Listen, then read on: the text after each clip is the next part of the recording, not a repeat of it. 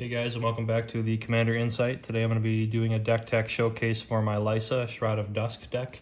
It's fairly new. I built it recently. The Commanders just came out in 2021. I don't remember what set exactly, but I got my feature card here, the Book of Exalted Deeds, that just came out in the new Dungeons and Dragons set, so I will get to that in a second, but just wanted to showcase that as a good card that I'm going to be coming out with. But so Liesa is a 5/5 flying angel with lifelink. And it's got a cool commander tax ability. It's pretty unique. Basically, instead of paying the commander tax, you just have to pay 2 life instead. So she's always going to cost 5. So if you bring her out for 5, she dies. You have to pay 5 again, and then 2 life instead of 7 mana, and then 4 life, and then 6 life. So her commander tax is basically paying life instead. So this is a life gain deck. A little bit of life gain and drain, and then trying to just outlast your opponents, because her main effect and ability is whenever a player casts a spell, they lose 2 life. So that's you as well. And it's really great when you can gain life and your opponents are slowly getting whittled down with life.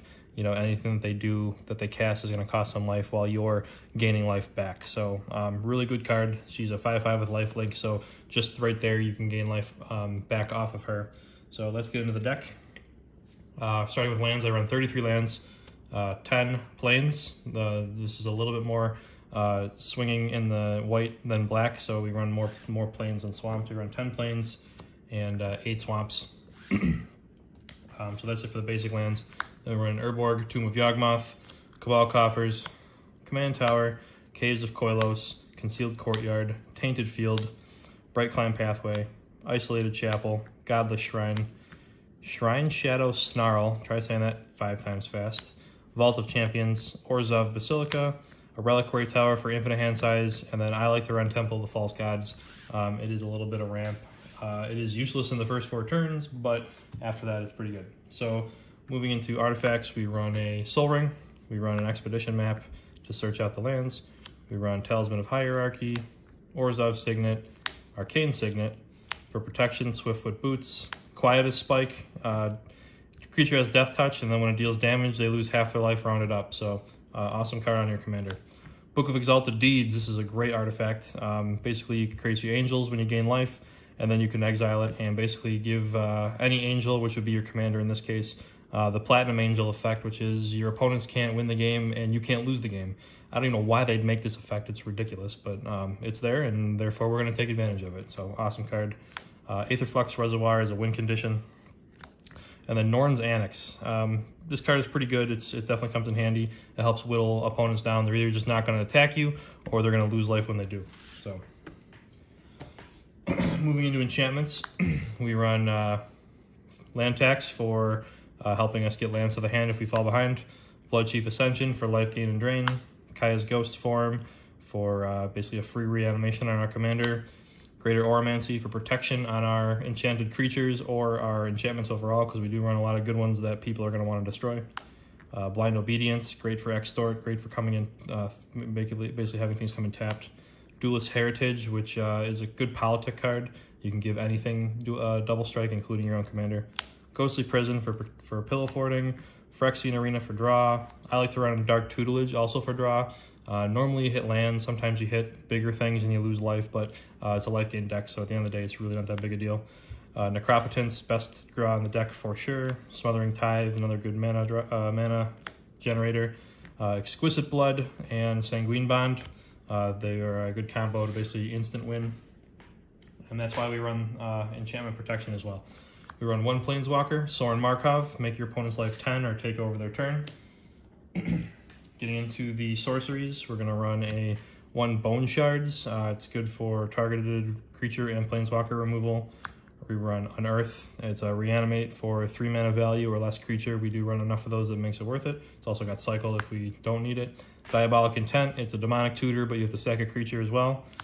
Some board wipes. Toxic Deluge. Great board wipe overall, but in this deck it's even better because we are a life gain deck. Tragic Arrogance. Another really good selective board wipe. And then Merciless Eviction for when you need to just exile something of any permanent type. On the instance, we run an Enlightened Tutor to grab our win conditions like Aetherflux or Exquisite Blood. Swords of Plowshares, targeted removal. Path to Exile, targeted removal. Vanishing Verse, targeted removal. Fracture. D-Spark. Anguish Unmaking. Generous gift. We run a lot of targeted removal because white and black have the best in the game, so why not take advantage? And then lastly, Teferi's Protection for when we need to phase out. So lastly, running into the creatures, we're going to run a Soul Warden. We're going to run a Soul's Attendant, very similar effect.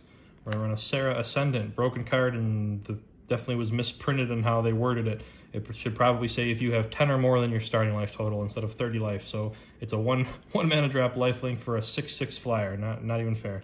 New card, Esper Sentinel, awesome for card card draw in white. Weathered Wayfarer is a way to find lands if you need them. Blood Artist for pinging down your opponent and gaining some life. Suture Priest for another similar effect. You gain life and you can ping your opponents. Bloodseeker stops swarm decks, stops it from bringing out a ton of creatures, but it's on the way to drain them a little bit. Carla of the Ghost Council, it can be targeted removal, or you can just get a really big creature. Viscopa Guildmage, give everything lifelink, or basically it's a Sanguine Bond applied to everyone. Aven Mind Sensor for some suppression, a lot of searching, you can just stop that. Kambal, Ghost of Allocation, very similar to your commander. It's life gain and drain, so you drain your opponents for 2 and you gain 2. It's very similar. Marauding Blight Priest, another Sanguine effect kind of thing, except they just lose 1 life. Veto, Thorn of the Dusk Rose, probably one of the best creatures in the deck. It's Sanguine Bond on a stick, but also can give your opponent, give your creatures lifelink, so it does both. Vargaroth, Blood Sky Sire, could be used for politicking because you can basically use this effect on target any player, but usually you're going to target yourself. When it attacks, you basically get a Vampiric Tutor effect. Put it on top of the library. Rock's Faithmender to double the amount of life gain. Twilight Prophet to draw cards and gain life from them and also drain your opponent. Crypt Gas to double your mana from your swamps. It also has Extort. Well of Reverence to basically gain more life. It's a good defender as well. Keeper of the Court. This is a newer card. It helps basically keep up. So you're never going to get ahead, but you'll always keep up. So you get a creature soldier token if the opponent ends the turn and they have more creatures than you, and then you get a basic plains if they end the turn and they have more lands than you. So it basically just you keep up and eventually you will be on par with everyone else. So if you end up falling behind. Erebos, God of the Dead. Very good counter for the mirror match, I guess you could say. Any type of other life gain deck, this stops it. And then you can keep whittling them away. That's probably the only struggle with this deck is when you're trying to gain more life, but someone else is doing it better. Shattered Angel, when an opponent plays a land, you gain 3 life. Crested Sunmare, you're making indestructible horses for gaining life.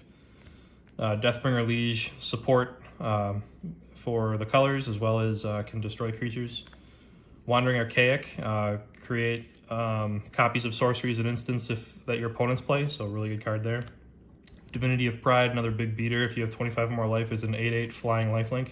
And then lastly is Villas, Broker of Blood, 8/8 demon, but basically whenever you lose life, you draw cards. So with your commander out, you play a card, lose 2 life, draw 2 cards. So that's pretty much the deck. I went through it relatively fast. Let me know what you guys think. If you have any suggestions, if you have any other ways that you run her, let me know. I'd love to hear from you guys, and we'll see you on the next one.